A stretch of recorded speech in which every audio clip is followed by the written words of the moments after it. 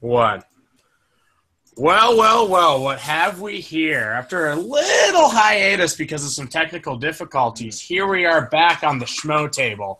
I'm Jake and Bake here with Divock and Rainman. And guys, a couple things happened while our technology was down in the world of sports, wouldn't you say? No, our technology wasn't down. We just had a bye week.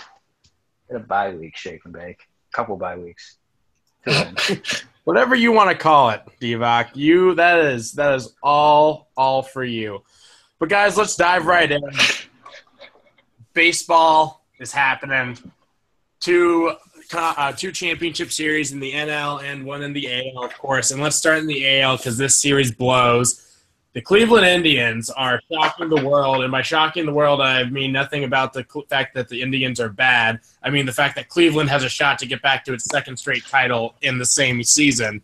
The Indians are a game away from from representing the AL in the World Series with taking a 3-0 lead tonight against the Blue Jays. Divock, how is Cleveland doing this?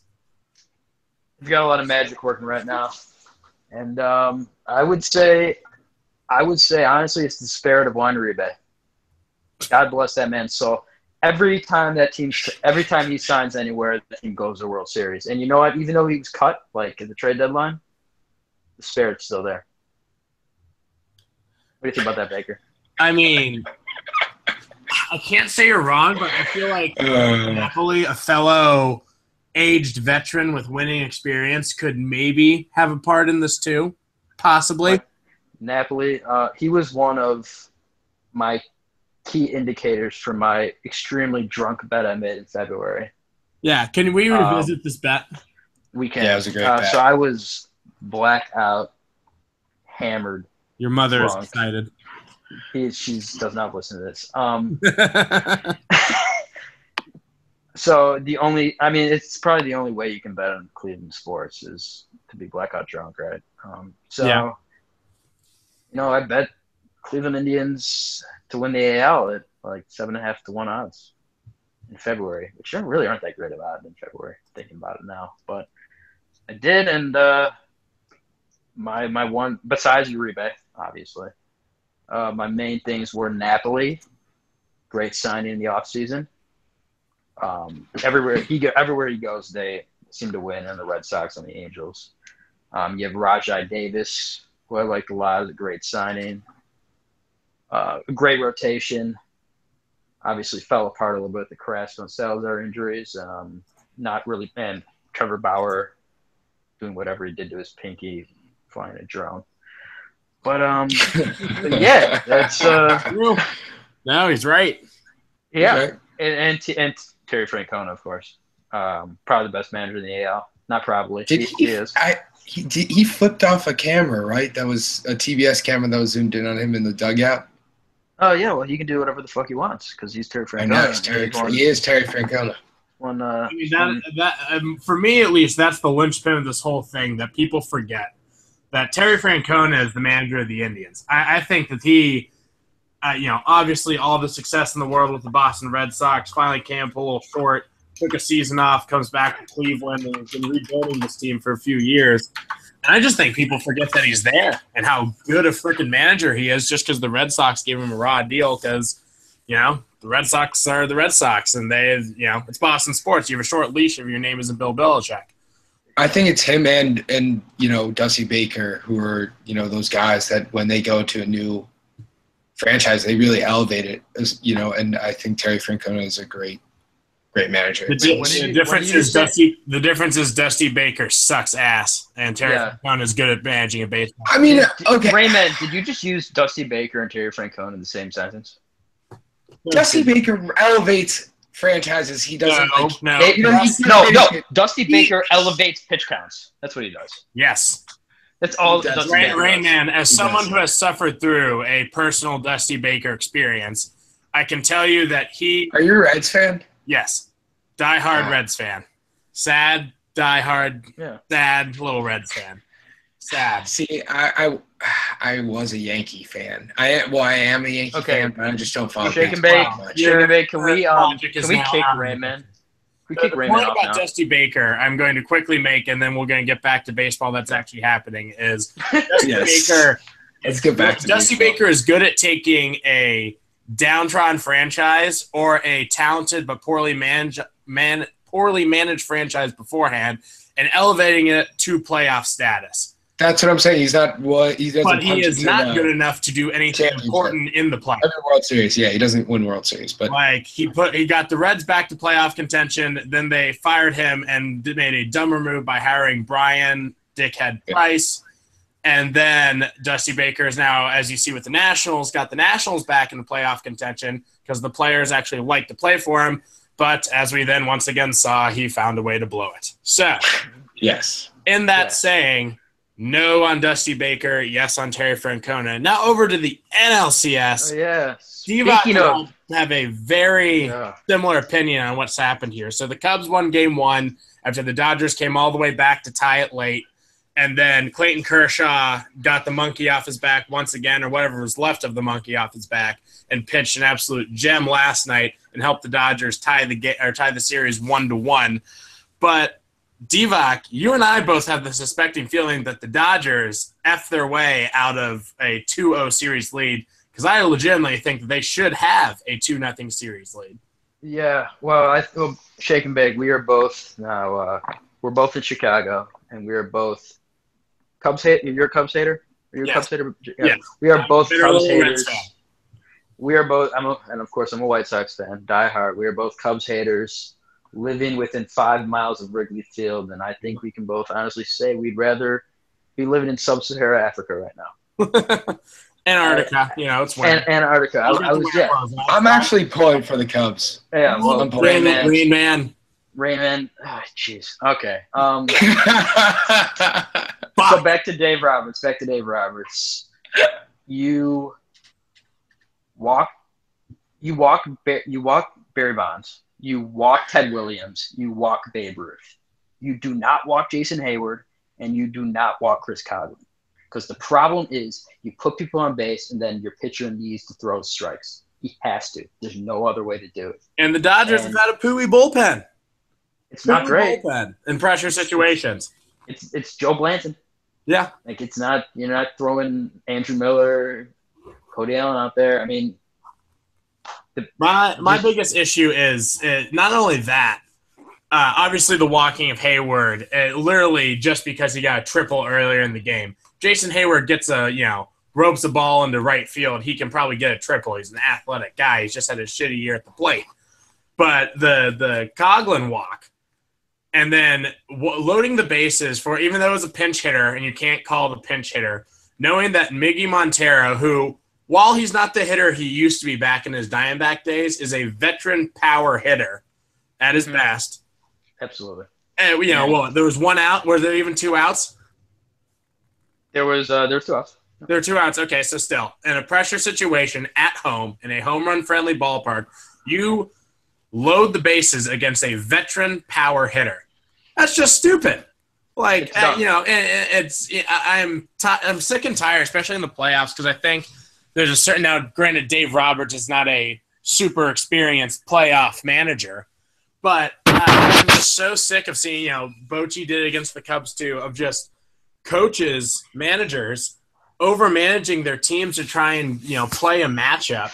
And I think that there's a certain point that when you're this deep in the postseason, roll with your guys instead of trying to roll with a matchup or a force-out situation. Like, these guys have gotten you there, and just keeping rotating pitchers in and out, in and out, in and out.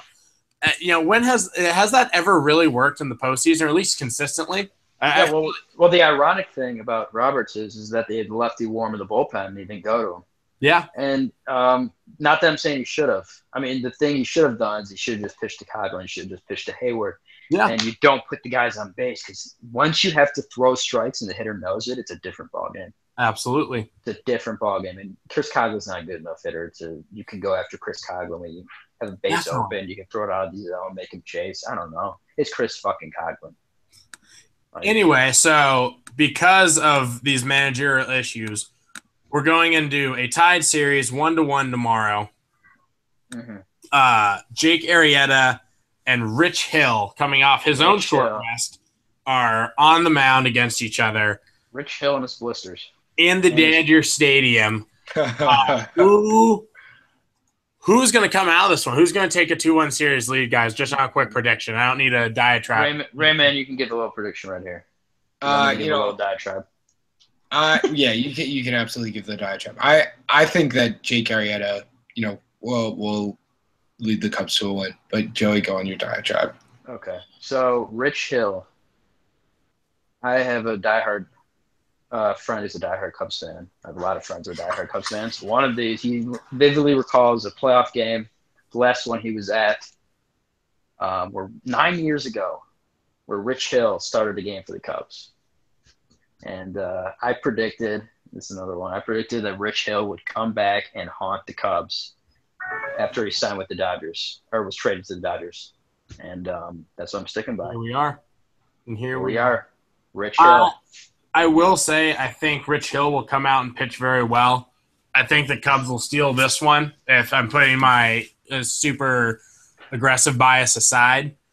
I do trust Arrieta's overall talent. But then again, Arrieta's been gassed. There aren't, the Cubs in general outside of Jake Arrieta and the other night Miggy Montero haven't been home run heavy in these playoffs. Dodger Stadium is a big ballpark. I can see the Dodgers stealing the first one at home. We'll just have to see what happens. But for now, I'm going to pick the Cubs just because the ace is on the mound. Cubs struggle against lefties.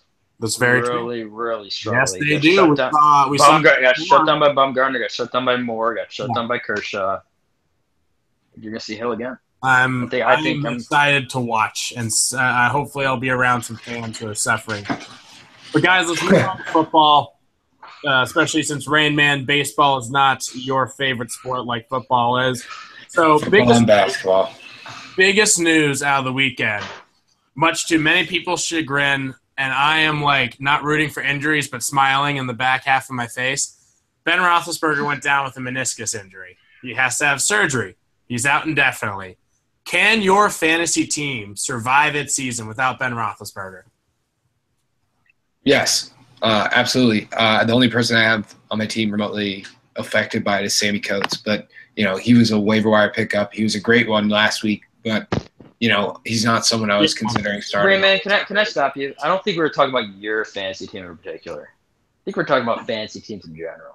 Fair enough. Think about how many Steelers were probably taking. No, I mean, Bell. Early this year. Brown. Yeah. Wheaton's probably on some teams. Le'Veon Bell, D'Angelo Williams, Ladarius Green. People picked up Eli Rogers probably. Tight end. Jesse James. And Landry Jones will now be quarterbacking this. But it's a torn meniscus. I mean, it's not even a torn meniscus. They're just clearing up kind of scar tissue in his meniscus. It's not. Hopefully it shouldn't be that long. It won't be that long of a recovery. He'll be back probably 3 to 4 weeks, maybe. Yeah. Well, you know what the worst thing about Landry Jones is that I keep calling him Jarvis Landry. I keep on saying Jarvis Landry. Very different paths in life. Very different skill sets. Very different skill. Landry Jones. I tweeted out yesterday that with Big Ben's injury, that Landry Jones has become the second worst starting QB in the NFL ahead of Brock Osweiler. And he might be more hated too, because I think people will Steelers fans being loud, obnoxious Steelers fans will turn on his interception-heavy ratio. I think they know what to expect. I mean, he threw 8 interceptions in a preseason game. Yeah, they know. They did it last year when he had to fill in for Ben and for Michael Vick. Yeah. Is Michael Vick still on their team? No, he hasn't signed yet. Year. Why don't they sign him? They should. They should, but will they? Probably not. We'll see. We'll see. I mean, Actually, Big Ben. They're smart. I mean, there's no one who takes pretty bigger well-run hits than team, Big Ben. some would say. Speaking of shitty quarterbacks, final note, I'm probably benching the one Steeler I have on my team, who is Sammy Coates. F that guy. I have Coates too, yeah. But you're starting Antonio, you're starting Le'Veon. No matter what. Those guys are incredible. I would heavy up on Le'Veon D'Angelo now more than ever. Yeah. But speaking of shitty quarterbacks, let's move on to Ryan Fitzmagic. who, again, played like crap tonight on Monday Night Football. And the Jets are now 1-5 after having 10 wins last year. Leading back to my preseason point, the Jets should move on, should have traded for someone else, and not tried to sign Ryan Fitzpatrick back because the dude can't string 2 seasons together to save his life. He barely stringed one. Never. He barely stringed 1 season together. Yeah. And I mean, last year. No, he cobbles together 1 to get paid, and then he gets paid, and then he doesn't perform. Matt Flynn, legendary backup quarterback, said it best. You don't get paid twice in this league. Yeah. Matt Ryan. Ryan Fitzpatrick had his chance to get paid in Buffalo, failed. Had another chance in Houston, kind of didn't fail, but still pretty much failed. Had his best season as a pro last year with the Jets, and still technically failed because he blew it in the last game and didn't make the playoffs. And he wanted dough. He wanted big dough. I call Ryan Fitzpatrick the wandering Amish nomad because he just always seems to be starting the beginning of the season for some team, no matter what. Like, we will be in 2030, and he'll still be a starting quarterback. He's like Vinny Testaverde. Dude, Harvard. He just knows how to keep his body well-tuned because he went to Harvard. He's smarter. Yeah, there you go. But he has like a career record of like 25 games below 500. Like, he's not a good quarterback. Look, his stints with the Rams and the Bengals didn't help that either. It didn't help that, but he didn't help them. No. Carson Palmer wasn't that bad with the Bengals. No, that was just that year Carson hurt his elbow. Yeah. Also, fuck Harvard. I went to Cornell. They suck. Well, Rayman was a little Cornell. You just aren't allowed to work casual Cornell, I suppose. Now you're doing the podcast, Rayman. Yeah. Way to go with that Cornell education. But I know, right? Guys, and bringing it up because for the rest of the show, Geno Smith is going to be a theme. Is going to Geno Smith an answer for the Jets at this point? Because why the No. Is that a trick question? If they didn't believe in him up till now, I mean, honestly, he just has it. He doesn't have any consistency nor the talent to survive in this league, and his disposition is terrible, so that he can't be a leader. It's just not worth it. Just get rid of them. They're both, Fitzpatrick is terrible. Smith is toxic, and you just need to dump them both and start over. I mean, at this point, they might get like Deshaun Watson or something in the draft. They're that terrible. Who did they start over with? Blake or was it Bryce Petty? Bryce Petty, sure. I mean, Bryce Petty's like a stopgap. He's like Curtis Painter until they got luck. Funny news. Bryce Petty and second-round pick Christian Hackenberg this week were inactive for the Jets. Didn't even play. Couldn't even suit up. They were in street clothes with headphones on. Hackenberg. How did that guy get a second-round pick? Was he second round? What second round? I watched him at Penn State. It was a second-round pick. I watched him at Penn State. Honestly, like, after Allen Robinson left, most of his weapons and stuff were not there, but he was also not like taking responsibility for making crappy throws or making good decisions. So like, and he actually, I don't know how he got a second round pick. He actually had the worst offensive line in college football history. That is a recorded stat. That's very true. Yeah. He really legitimately the worst offensive line to ever play college football. And that's tough to do. Penn State's a pretty legitimate program, most people consider. He was the first year the Sandusky allegations came out. He was one of the kids that said, I'm staying. He was the top rated quarterback coming out, and Bill O'Brien did a great job with him, and then James Franklin did a shitty job with him. Yeah. No, but I'm saying, like, it also was like they're finally rebuilding from that scam. They lost so many people, like Silas Red. Like, Jesse James actually was one of the people that stayed at Penn State. Whatever happened to Silas Red? He went to USC and sucked. Right. Was he supposed to be the next big thing? Yeah, he was. I mean, it's like Kajana Carter. He was drafted, though. It wasn't like Kajana Carter. Kajana Carter was a first-round pick. Kajana Carter out of this. He was Curtis Enos? Yeah. No, I'm saying he was running back bus. No. But you're naming people who were first-round picks. Wasn't a pick. He wasn't even drafted. No, he wasn't, but when he left Penn State, he sucked. That's what I'm saying. Yeah, but wasn't he supposed to be amazing? I mean, USC hasn't been good, hence why Clay Helton is their head coach. Yeah, very true.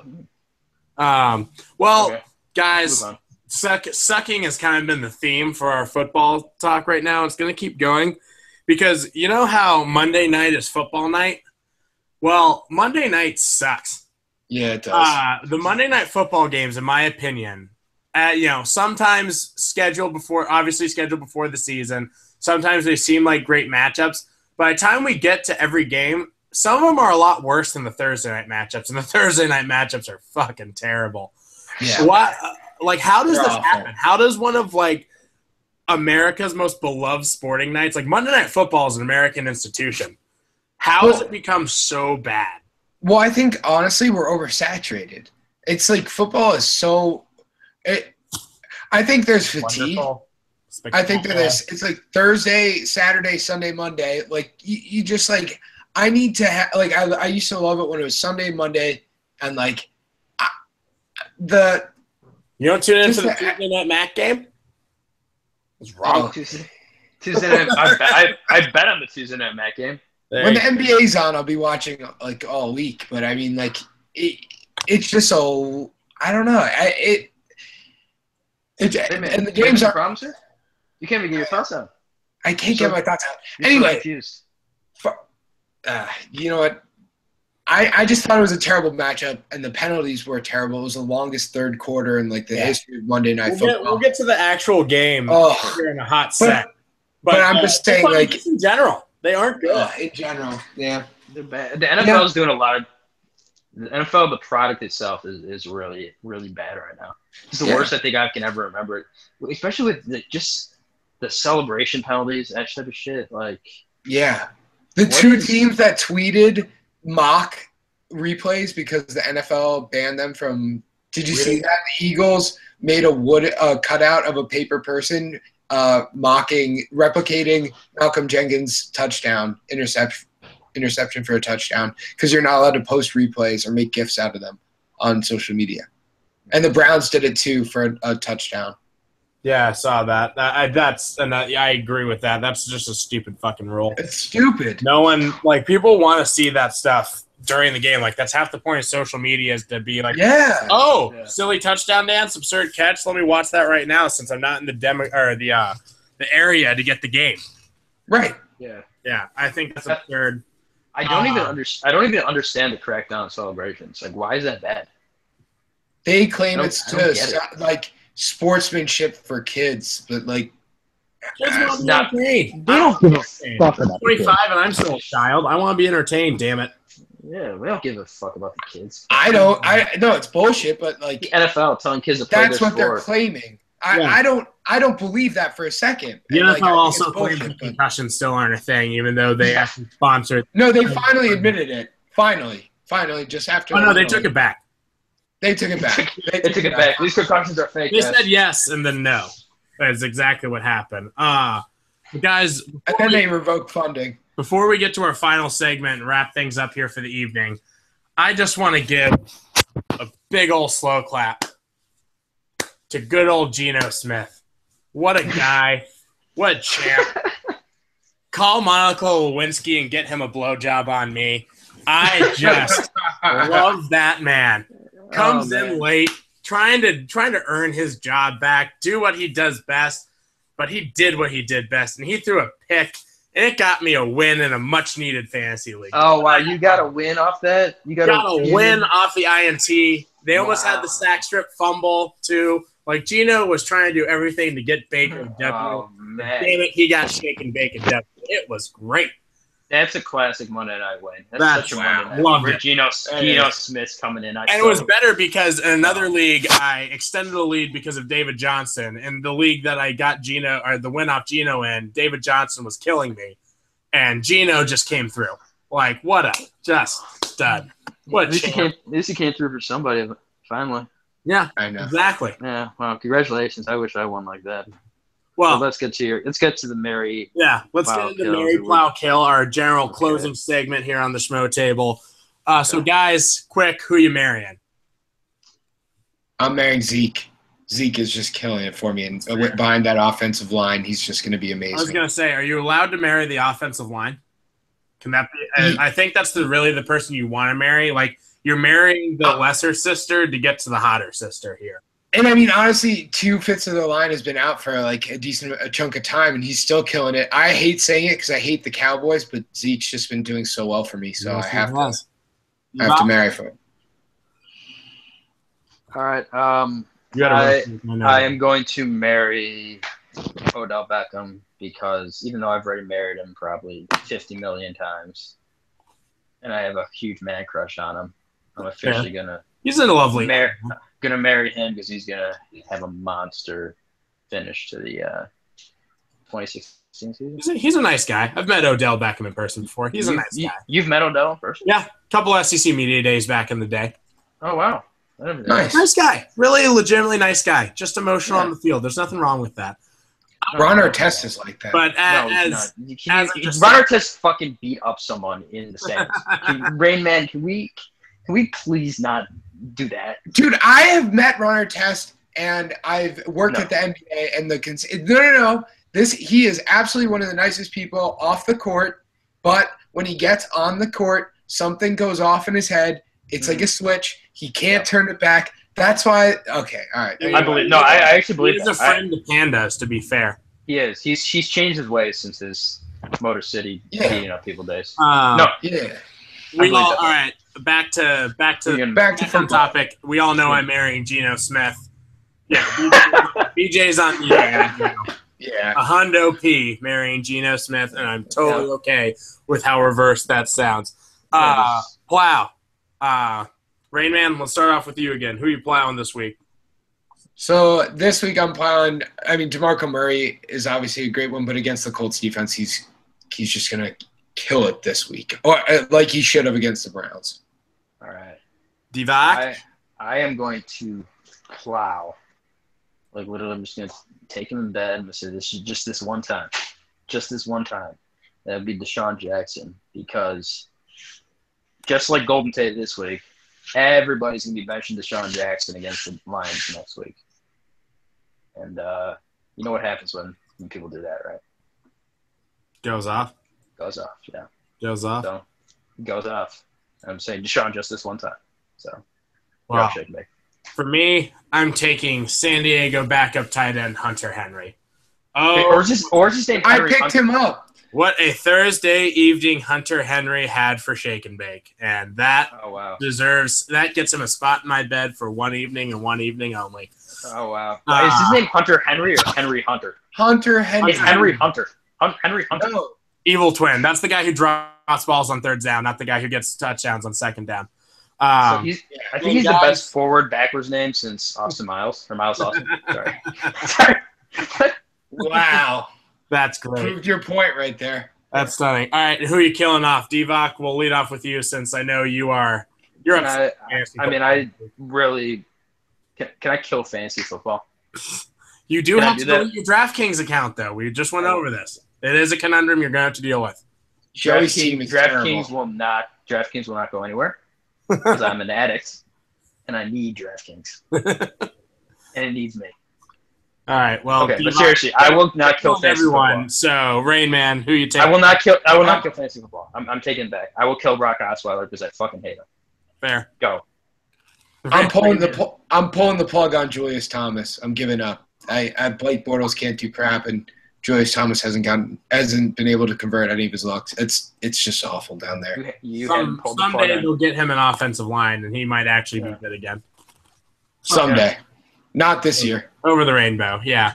I am killing Brian Hoyer for the most positive reason why. So I took a stab at myself, a blood sacrifice this week to the fantasy gods, and started Brian Hoyer over Eli Manning, knowing full well that it would make Eli Manning get in rhythm and go off. While Brian Hoyer did have 300 yards passing, he didn't throw a touchdown, and he had like 11 points, and it was a really crappy day. Eli Manning had like 25 minimum points, depending on your league, and had 400 yards. Odell Beckham went off against the Ravens defense, which is supposed to be good, but it's kind of average.